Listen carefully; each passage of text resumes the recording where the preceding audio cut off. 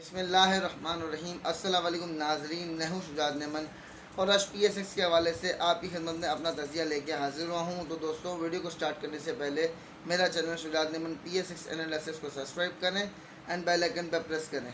तो दोस्तों, आज की वीडियो स्टार्ट करते हैं कल की मार्केट के हवाले से और आज की मार्केट परफॉर्मेंस के हवाले से।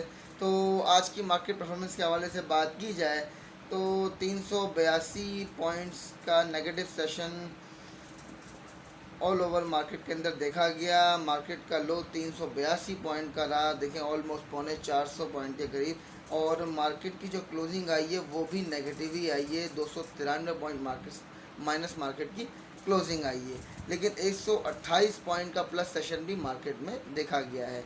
तो ऑल ओवर जो है वो मार्केट का परफॉर्मेंस देखा जाए तो थोड़ा बहुत जिगजैग रहा शुरू में, एंड में थोड़ा सा प्रेशर ज़्यादा देखने को मिला।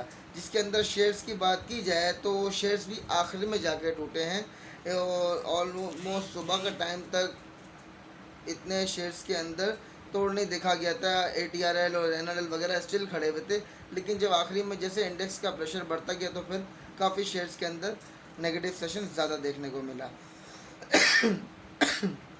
और अब कल की मार्केट के हवाले से बात करें तो कल की मार्केट में मुझे लगता है कि मार्केट का परफॉर्मेंस अच्छा हो सकता है, लेकिन शॉर्ट टर्म ट्रेडर के लिए यही मशवरा है कि प्रॉफिट टेकिंग करते हुए चलें। मार्केट स्टार्टिंग लेवल पर नीचे जा रही है तो वेट कर लें, और जहां पर रिकवरी मिलना शुरू, क्योंकि एक जगह पे तो माइनस ही रुकती है, आज भी रिकवरी का थोड़ा गेम देखा गया है। 3-4 दफ़ा मूवमेंट रहा है जिगजैग मार्केट का, फिर मार्केट नीचे गई है। शॉर्ट टर्म ट्रेडर को आज की मार्केट में ही पूरा बेनिफिट मिला, इसके बारे में बात करते हैं। कल की मार्केट में भी इस तरह के बेनिफिट्स मिल सकते हैं। अगर स्टार्टिंग लेवल पे मार्केट लाव हो जाती है तो शॉर्ट टर्म ट्रेडर बाइंग डाल के अपर लेवल पे फ़ौरन प्रॉफिट टेकिंग कर सकता है। और इसके अलावा अगर वापसी हो जाए तो छोटा सा लॉस बुक कर लें, फिर इंशाल्लाह नीचे रिकवरी के टाइम माल लेगा तो फिर प्रॉफिट टेकिंग कर लेगा।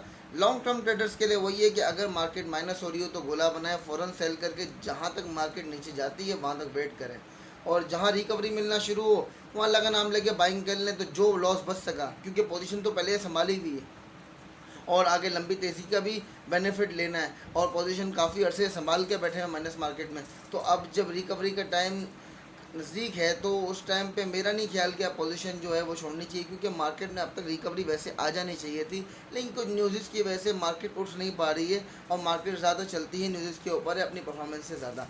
तो इस वजह से नहीं उठ पा रही मार्केट उस तरीके से। लेकिन सदा रेट्स नीचे नहीं रहने हैं, जिस तरह पहले नीचे थे फिर अपर लेवल पे गए फिर नीचे आ गए, तो उन्होंने दोबारा से रेट्स ने अपनी जगह पे आना है, और पोजीशन वाले की जीत होती है, क्योंकि पोजीशन संभाल के बैठा है तो रेट मिल जाता है उसको। तो लॉस से बचने के लिए, ताकि परेशानी ना हो या डिप्रेशन ना आए मेंटली, तो उसका तरीक़ेकार ये होता है कि अगर जितना माइनस, जैसे मिसाल के तौर पे एक आइटम 10 रुपये माइनस हो गया, तो आपने अगर माइनस होना शुरू हुआ 1-2 रुपये माइनस में माल छोड़ दिया और 6-7-8 रुपये माइनस के लेवल पे दोबारा माल ले लिया, तो आपका जहाँ पर 10 रुपये का लॉस होना था वो 3-4 रुपये का होगा। तो जो लॉस बच गया, पोजीशन वही की वहीं पड़ी हुई है, तो एक ये बेनिफिट मिल जाता है। और इसके अलावा जहाँ रिकवरी मिलेगी तो बड़े लॉसेस में माइनस बड़ा दिखा गया होगा, लेकिन आपका लॉस उसके मुताबिक कम होगा, तो आपको रिकवरी जल्दी मिलेगी और अच्छा प्रॉफिट भी मिलेगा इंशाल्लाह।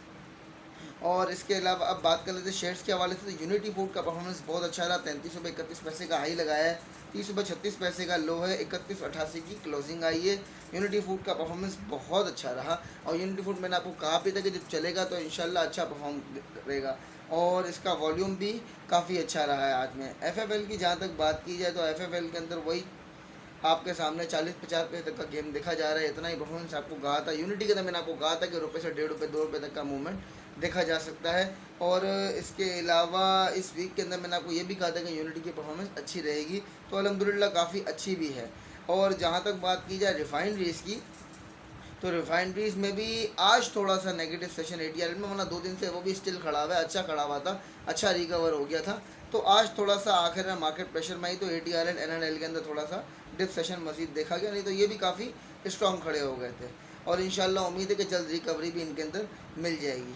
और कल की मार्केट में पहले फूड सेक्टर के बारे से बात कर लेते हैं। तो भाई यूनिटी फूड कल की मार्केट में मुझे रुपये से 1.5 रुपये तक का गेम बना था हुआ दिखता है, और FFL के अंदर कल मुझे लगता है कि अब इससे गेम बढ़ना चाहिए, 40-50 पैसे से थोड़ा सा अबव खिलाना चाहिए, 60-70 पैसे 80 पैसे तक। इसके अलावा रिफाइनरीज़ में ATRL के बारे में कहना चाहूँगा, तो मुझे लगता है कल की मार्केट में 4 से 5 रुपये 6 रुपये तक का मूवमेंट ATRL दिखा सकता है। और मे भी इससे ज़्यादा का परफॉर्म भी कर जाए। और एनआरएल के अंदर मुझे लगता है 8 से 10 रुपये का गेम दिखता है। और इसके अलावा अगर ये नेगेटिव सेशन की तरफ जाते हैं तो रिकवरी मिलने के बाद इनके अंदर इंशाल्लाह प्लस सेशन भी देखने को मिलेगा। पीआरएल के अंदर 60-70% का गेम दिखता है मुझे।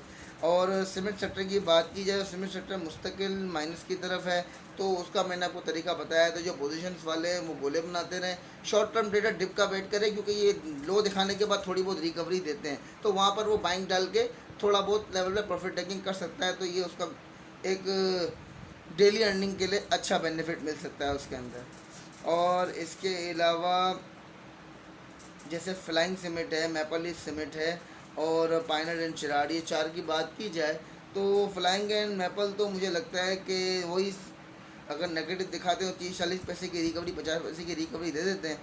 और पाइनर एंड चिराग के अंदर अगर वो 3-4 रुपये के नेगेटिव सेशन में खिला रहे हैं तो 1-2 रुपये की रिकवरी दोनों के अंदर मिल जाती है। और ये शॉर्ट टर्म ट्रेडर्स के लिए, लॉन्ग टर्म वाले पोजीशन जो संभाल के बैठे हैं वो गोले बनाते रहे, उनको तरीक़ेकार बता दिया, इसका माशाल्लाह पूरा मुकम्मल वीलॉग बनाया हुआ है।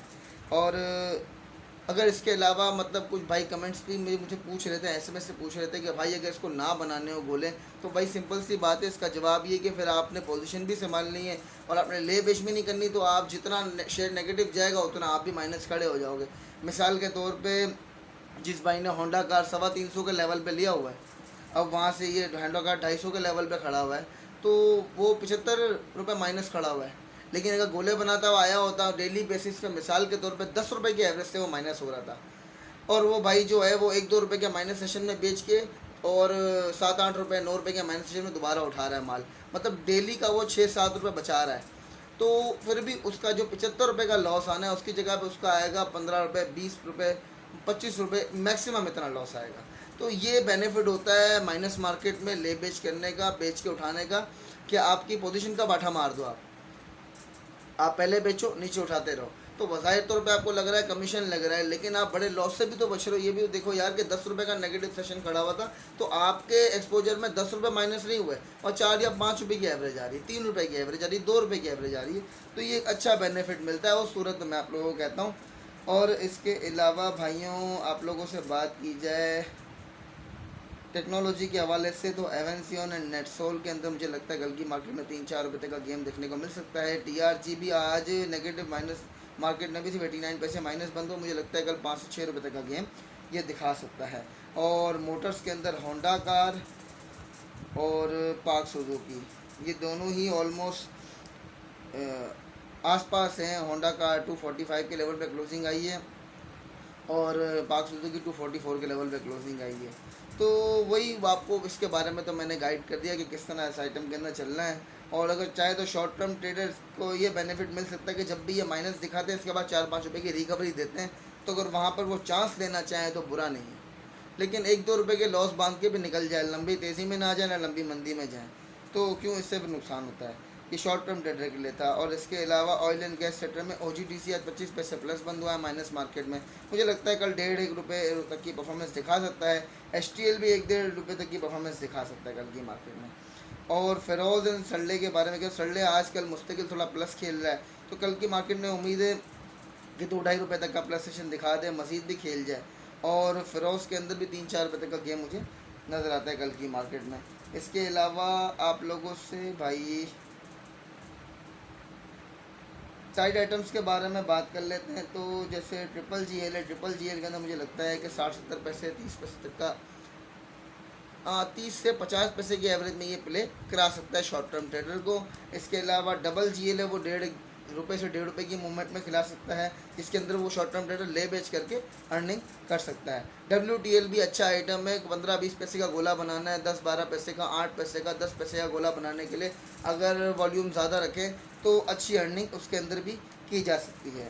तो इसके अलावा फूड हो गया। स्टील सेक्टर के बारे में बात कर लेते हैं। तो INIL एंड मुगल, मुझे लगता है 3-4 रुपये तक की गेम दोनों के अंदर देखने को मिल सकती है।